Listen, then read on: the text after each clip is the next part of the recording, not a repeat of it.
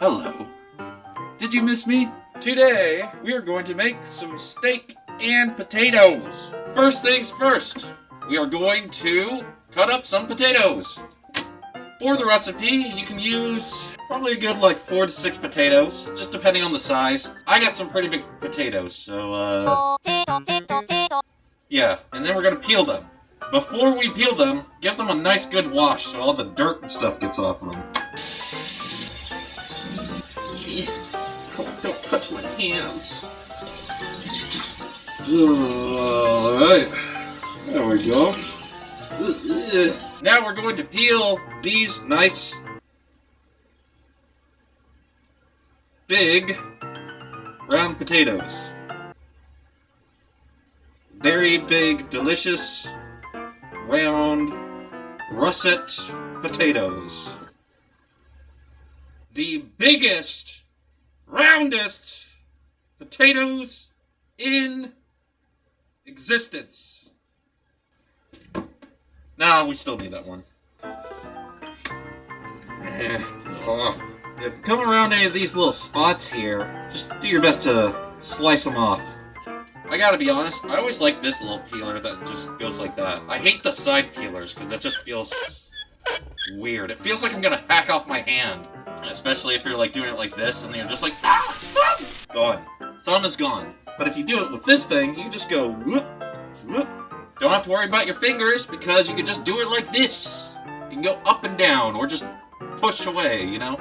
Just, yeah, push away motion, just like a serial killer.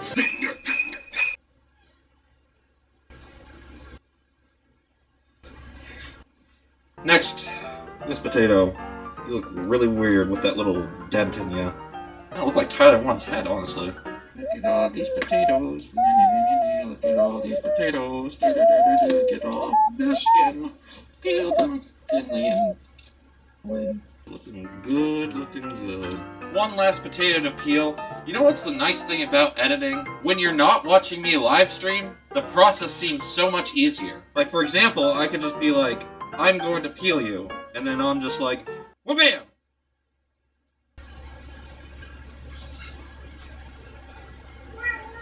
I grab a little banana and put it here, and then just... Ooh! Shazam wha-bam! Ooh! I said Shazam wha-zam, not Shazam Pam! Aww, just my luck! Alright, back to normal. There you go, it's a potato again. Oh, wait. Movie magic! Haha, it's peeled. Totally didn't do any work at all, it's just magic. Alright, all the skin, we don't need it. Now, after you've peeled these now that you peeled these potatoes, now you cut them into cubes. Once again, knives are sharp. Please do not play with them. If you play with them, you will die, and everyone will mourn you and wonder how you died. That would be because you played with the knife when Juicy Ketchup specifically said, do not play with the knife, and you did anyways. So please, listen to Juicy Ketchup, do not play with knives. Thank you. Cut it down the middle, like so, and just cube them. Cut them like a thumbnail's length, I'd say. It's actually not really good cubing, because I'm not actually cubing them, but I'm making it so it's easier to mash later. Alright, movie magic. Ooh, it's done! Wow!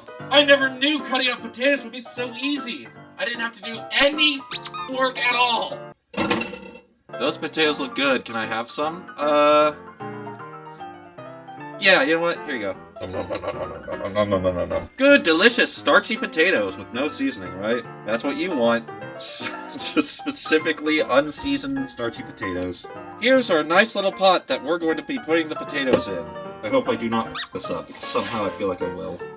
Okay, every single potato into the pot, please. Aha! Easy peasy. We're not done yet, though.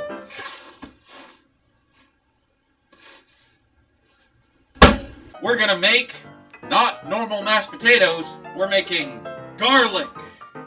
Wait, hang on. Garlic mashed potatoes. We want at least 6. If I can get them out of their thingy. How many do I have? Not enough. 4, 5, 6. That just looks so small though. Hang on, let me get another one. But yeah, the process is the same as it was before. Just take a knife, just go, "Hi, how you doing?" And then get the skin off. Nice thing about this though, we don't have to dice these at all. We just throw them in with the stuff. Get out of the skin! Please leave the skin! Get out of the skin! I seriously am just sounding like a serial killer. I've got that little one, I guess. The little one. We can't forget the little ones now, can we? We can't forget the little ones. The little ones are part of the big group. They're part of the whole. We can't forget even the tiniest little ones. Even the little ones make it part of the whole. Alright, now we're gonna take these garlic cloves and we're gonna put them in the pot. Like so. We're also gonna add some water. Cold water. There we go. Now we're gonna turn this on high heat to boil it. And while that's boiling, we're gonna make more heavy cream. Hooray! Do you remember how to make heavy cream? That's right. It's milk and butter. Butter, milk, make heavy cream. There you go. After doing a little bit of research on what heavy cream is, it's just mostly just like top part of milk skimmed off, which is where the most fat is. It's a miracle what you can learn about things with a simple Google search. Some cool thing I want to show you, my awesome skillet. And it's what we're going to be using to cook our steak. I've used the skillet a couple times. The steak turns out amazing every single time. So, naturally, on stream, I'm somehow going to f*** it up. Also, we're going to make sure that we make some gravy with these garlic mashed potatoes, because garlic mashed potatoes isn't garlic mashed potatoes unless you have either lots of butter on it, or in my case, some good delicious gravy. But we're doing the heavy cream first, and then we'll do the gravy. I should probably mention the general rule of thumb when it comes to making mashed potatoes is to let them boil for at least 20 minutes. Bare minimum 20 minutes. When it starts boiling, start the timer. Almost completely forgot about the salt. Alright, we've set a timer for about 23 minutes. I'm giving it 3 extra minutes because for some reason the extra 3 minutes works for me. Might not for you, but it works for me. Idealistically though, we're trying to make sure that when these potatoes are finished boiling, they are fork tender. As in when you stab it with a fork, you can pretty much rip it apart. Yeah, it's warm enough, I think. For this, I'm only doing half a stick of butter. There we go. There we go. Look at that butter go. It's not burning. It's just melting. For the rest of this butter, we're going to be using this later. It looks like the butter has melted. Let's add our milk.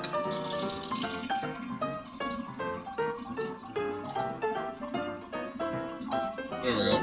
Get your little whisk. Stir it up for a good 5 minutes. See how it's looking. That's pretty frothy, pretty creamy. Yeah, that's essentially what we want. Turn down the heat on the back area to about a very low heat so that the cream will stay creamy. Not much time has passed. We got all the time in the world to pass. What could we do with that time, though? I have an idea. It's the magical dancing juicy ketchup.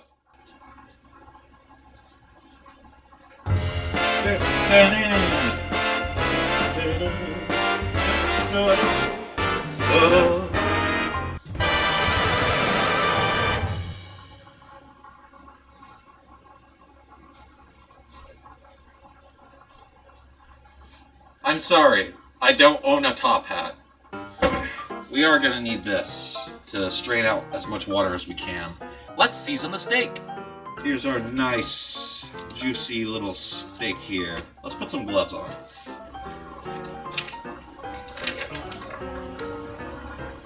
First thing we want to do is pat the steak dry.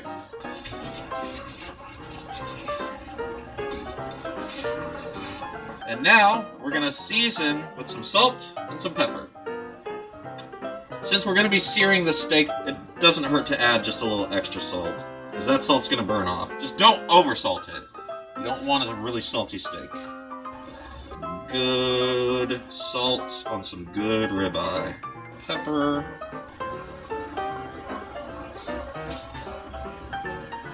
Now we're just gonna leave that alone for a bit.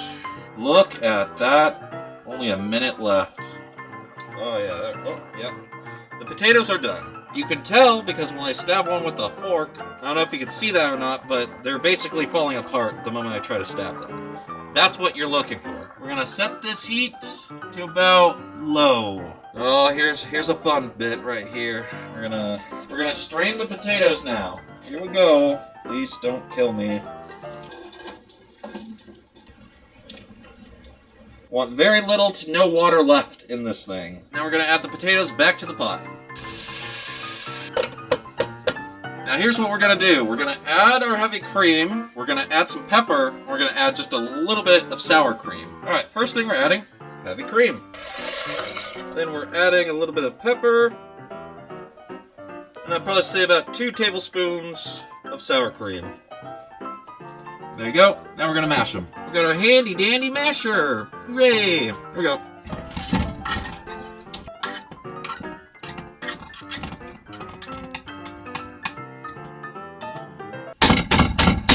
There we go. Hip hip hooray! I'm just gonna turn that stove top off and we're gonna make some gravy. We're gonna set it to kind of a low medium heat. Just a low medium heat. That's all you want. Then once it heats up, we're gonna add our little bit of butter that we have left. We're gonna add some flour and we're gonna create a little roux. And the trick to the roux is to just mix it a lot until you get like this weird roux-like texture. You'll know what I'm talking about when I show you. Then once you have your roux, then you add your stock, or your bouillon, or your bone broth, whatever you decide to use for your gravy. You add that in there, you just keep mixing with some salt, pepper, onion, and garlic powder, and voila, you have gravy.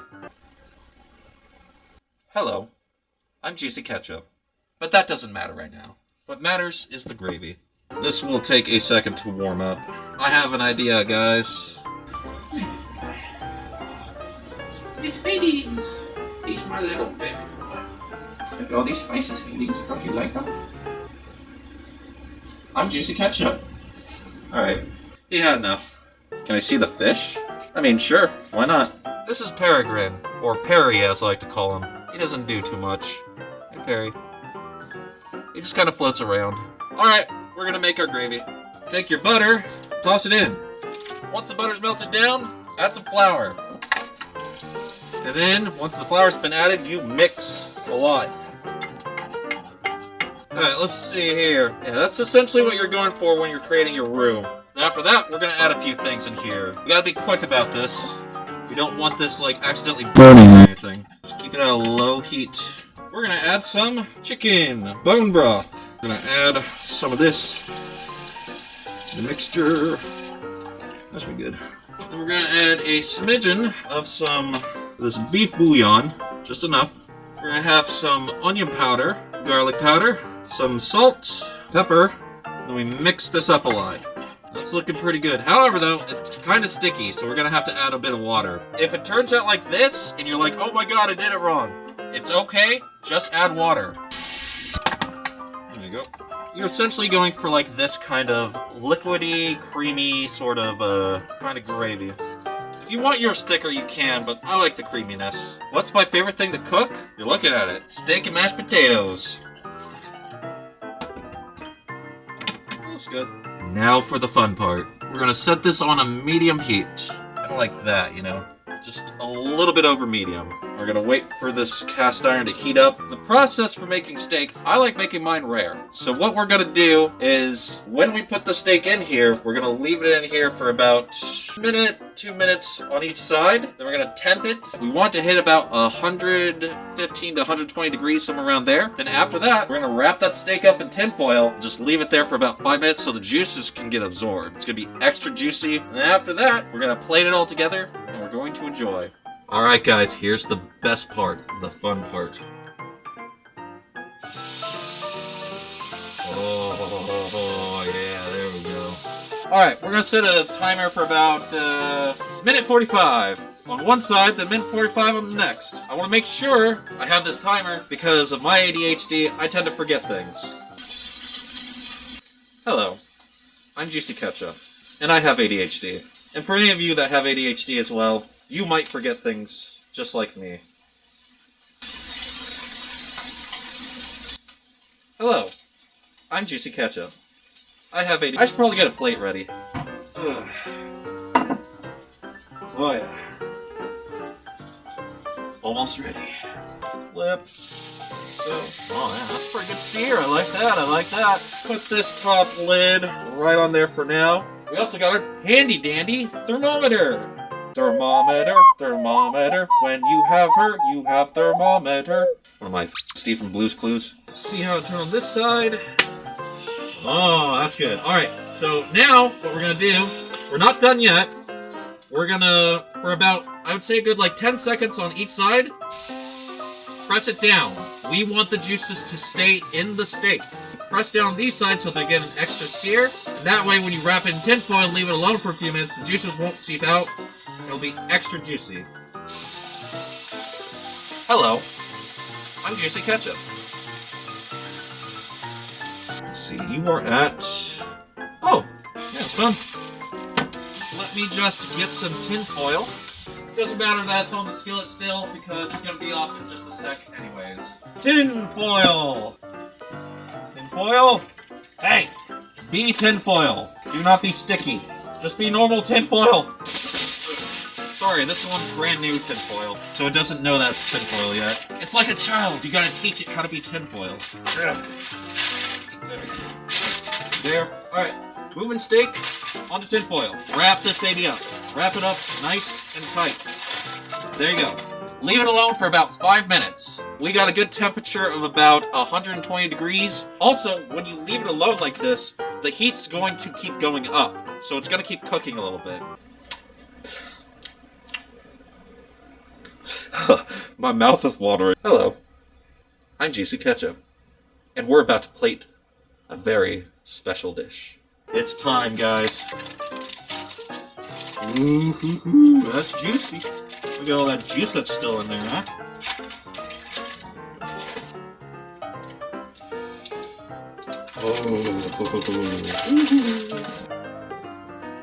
We're gonna make a little hole in here for the gravy. And voila! Steak and garlic mashed potatoes. We're going to taste test what we got here. See how you taste.